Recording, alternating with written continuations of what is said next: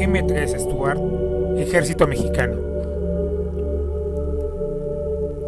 El caballo de batalla del ejército mexicano, por casi 40 años, fue el tanque ligero M5 Stuart, que sirvió en grandes números a lo largo y ancho del territorio nacional, equipando las brigadas blindadas y algunas de caballería. Si bien obsoleto desde el momento en que arribó al país, era el arma móvil más poderosa del ejército. Se usó en la lucha contra la guerrilla en los 70s y para patrullar las grandes extensiones de nuestro país, aunque su uso era más bien limitado a pocas maniobras y prácticas al año. Se le vio en las calles en el 68 y en los desfiles del 16 de septiembre. Su vida en el país fue muy pacífica, siendo retirados poco a poco. En la actualidad hay varios de ellos como monumentos en las diferentes zonas militares del país. El M3 Stuart fue el primer tanque ligero relativamente moderno en servir en el ejército de Estados Unidos. Después de la Primera Guerra Mundial, el ejército norteamericano estaba equipado con el Renault FT-17, un vehículo ligero con un cañón de 37 milímetros, producido como M1917. Sirvió en las brigadas blindadas por muchos años. No se pensó en reemplazarlo sino hasta 1935, cuando un nuevo vehículo, el M2, fue presentado. Era un vehículo claramente inspirado en el Vickers de 6 toneladas, con una carrocería blindada, placas unidas con remache, suspensión lateral de resorte, con ruedas de rodamiento superiores y una torreta con giro de 360 grados. Básicamente las ideas que asociamos con todo tanque moderno. En ese momento la filosofía táctica para el uso de tanques en el US Army era por un vehículo de acompañamiento de la infantería, armado con ametralladoras y que tuviese una modesta velocidad. Se pedía de él que pudiese allanar las defensas de infantería normales, cercas de alambre y ametralladoras. La Guerra Civil Española vino a reescribir las reglas. Los L3 italianos, armados con ametralladoras de 8 milímetros, fueron barridos por los tanques rusos T-26, armados con cañones de 40. Como dice el viejo refrán, cuando vea las barbas de tu vecino cortar, la producción de tanques armados solo con ametralladoras se detuvo, y se lanzaron nuevas versiones con armamento más pesado. La primera medida fue poner una torreta con un cañón de 37 milímetros en el chasis de un M2 y aumentar su blindaje. Sin embargo, los cambios tomarían su tiempo.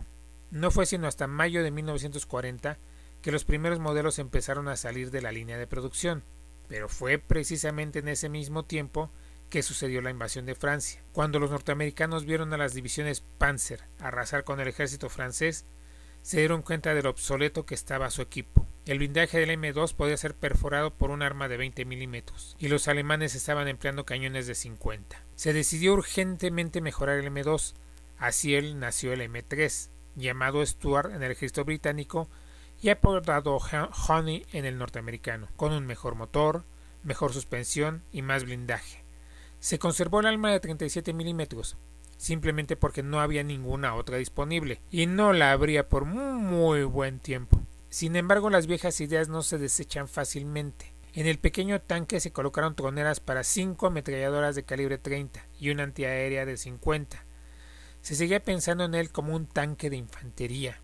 Sea como fuera, lo importante es que se necesitaba lanzar la producción con toda urgencia. En mayo de 1940, los Estados Unidos no tenían una sola división blindada, ni ningún tanque mediano o pesado, nada de experiencia, y los tanques pertenecían a la infantería. La producción se lanzó inmediatamente. Se dio una orden inicial por la friolera de 3.000 vehículos. El tanque era peculiar en muchos aspectos. En ese momento el mejor motor disponible era el Continental W670, un motor de aviación radial y de gasolina, que le daba esa apariencia tan alta al chasis y que después sería tan criticada. Con o sin fallas era el único tanque disponible y los británicos compraron cientos de ellos, enviándolos urgentemente al norte de África, donde probaron ser mecánicamente confiables, y es lo mejor que se podía decir de ellos. Enfrentados contra las piezas superiores del Afrika Korps, sufrieron graves bajas.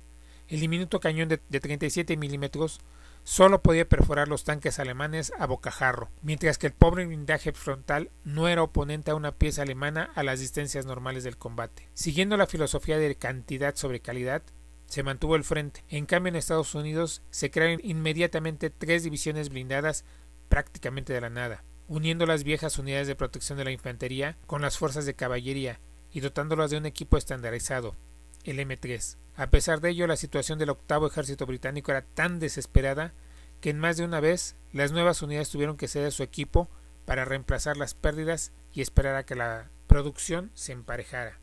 En 1943, el tanque era totalmente obsoleto, y aunque una última versión con un cañón de 75 milímetros llamada M8 apareció en números limitados en 1944, el tanque ya no era útil en el campo de batalla europeo. Sin embargo, se habían producido 25.000 de ellos, así que se les tenía que encontrar un uso. Muchos fueron enviados a la India y a China, donde aún podían ser útiles frente a un ejército imperial japonés que nunca dispuso de buenos tanques. En los Estados Unidos, el tanque era usado para adiestramiento.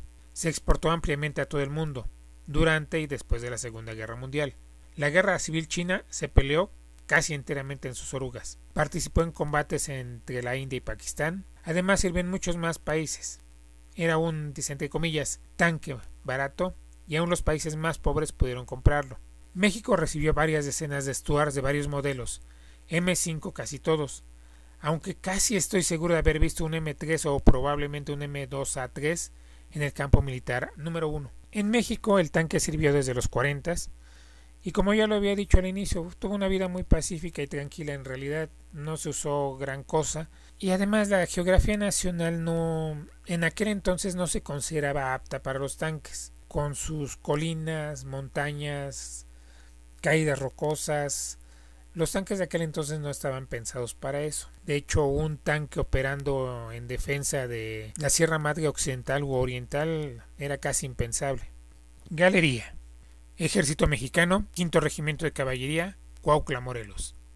En México nunca se creó una división blindada. Los tanques fueron enviados a un par de brigadas blindadas autónomas y el grueso fue directo a reequipar las unidades de caballería convencionales. Una sabia decisión, ya que el M3 ya no servía como tanque, pero era útil para el reconocimiento y el flanqueo. El ejército mexicano siempre ha sido considerado una fuerza contrainsurgente, no una fuerza de combate. Para Coin bastaba y sobraba el pequeño Stuart, por lo que sirvió hasta los 90, siendo reemplazado por vehículos Lynx o Hummers.